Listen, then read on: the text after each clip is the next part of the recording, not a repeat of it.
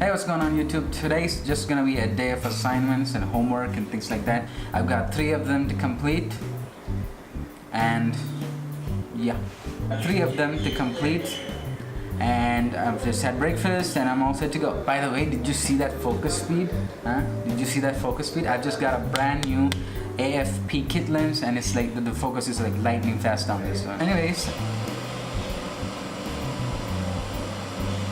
that's my tea.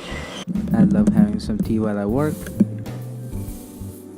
So the first 2 assignments are for our DD 103 Elements of Design course. Our instructor for this course is Mr. Uday Kumar, who is, incidentally, the guy who designed the rupee symbol. He is very particular about the work that he gives us. I guess he's kind of a perfectionist, but he's not very lucid in explaining exactly what it is that he wants us to do. And I guess that's kind of because he wants us to figure that out for ourselves. Okay, so the first one here is... Wait, let me check on my tea first.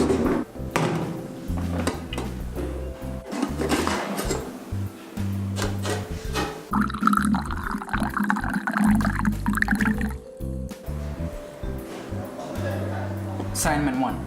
Okay, so he says, and I quote, choose any one theme given from the following and create an interesting black and white visual composition using dots. And the topics are stone sculpture or rock formation, sand dunes, fabric, sea waves, or clouds.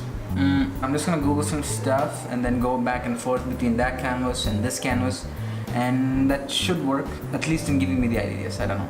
Okay, so this is what I tried to make it first. Sort of like an ocean scene as you would see from an airplane. That's the ocean there. You can see far off into the distance. Here are some clouds floating on top of the ocean. Maybe there is another layer of clouds floating on top. Maybe there are a few wisps of clouds here and there. But while making this, it felt like I wasn't paying enough attention to my dots. When we had the class on the dot or the point as an element of design, we discussed a lot about what the dots could do on their own, what shapes they could make, what lines they could imply. So maybe this is not what he wants. So then I tried something like this. Since most depictions of fluffy clouds have rounded edges, I thought maybe dots along the border could imply the shape of a cloud. Now, that is, if these do qualify as dots. I see no reason why they shouldn't. They're basically dots with varying sizes. I'm not exactly sure if these look like clouds though. Okay, time to Google some stuff. And let me see, cloud patterns maybe. That doesn't really help. Making shapes with dots.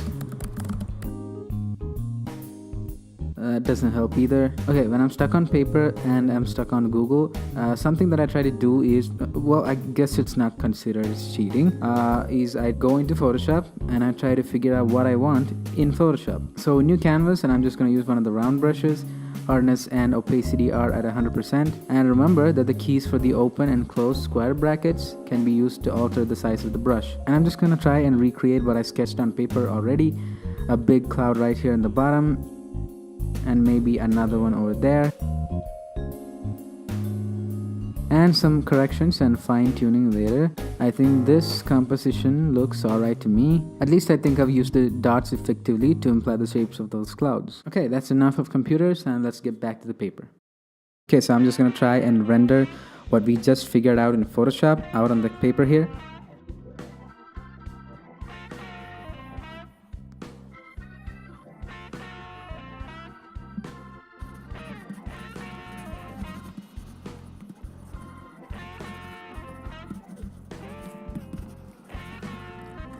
I think that looks fine. That could work as a mountain scene. Like there are mountains right here and these clouds are floating in the sky above those mountains. I'm just going to render it one more time now, and if it works, it'll go on the final presentation. Today's first class is, well, you learn a lot. He's a very cooperative person as long as you're willing to learn. A word that he uses often is explore. He'll say, explore and figure out what you want. He doesn't want us to put anything on the table that we're not satisfied with, and that's not 100% our own design. You're required to put conscious effort into your work and find your design language. This actually helps a lot. Even in making this video, I was very aware of where I hit trim and what I had in the frame and what the video felt like. It's a privilege to study under him. I'm just gonna try coloring this in with a pen here, and that should look fine.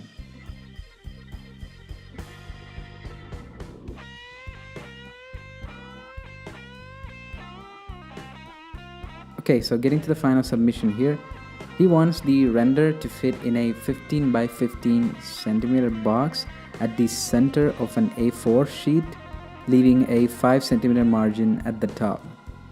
Very specific.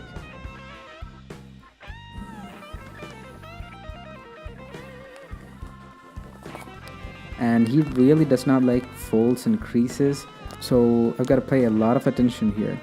And the rest is just textbook, copying the sketch that I've made onto this sheet and coloring it in. I'm using micron pens, by the way.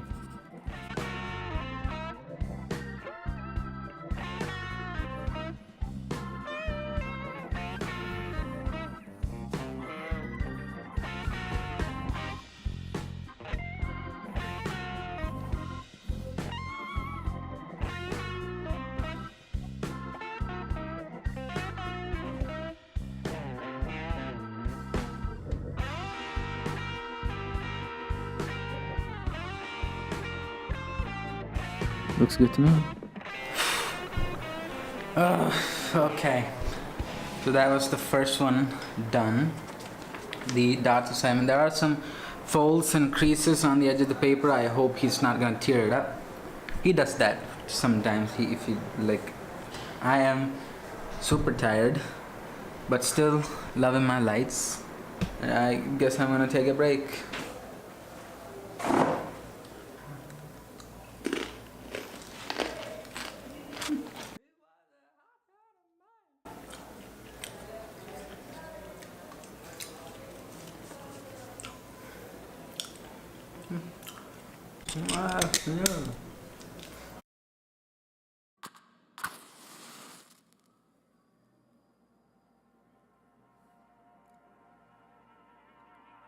So I've been cooking up some ideas for the second one. The second assignment requires you to portray two contrasting concepts like dense and scattered, heavy and light, or I don't know, static and dynamic, through the use of lines. So this is sort of what I made. There are basically circular lines, and your eyes try to follow the gap in between the head and the tail of each circular line, and I guess that gives off a dynamic feel. And the static is, as I showed before, all of the gaps in between the heads and the tails of each circular line are aligned with each other. When I submitted this one to the instructor, he pointed out that the circle is kind of a dynamic thing in itself, and so you can't exactly use that form to portray a static frame.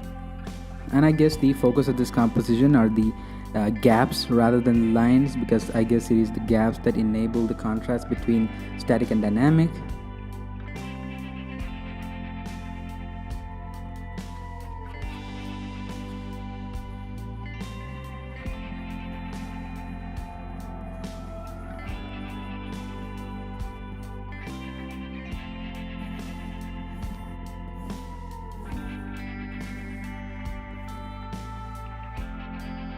So that's been it.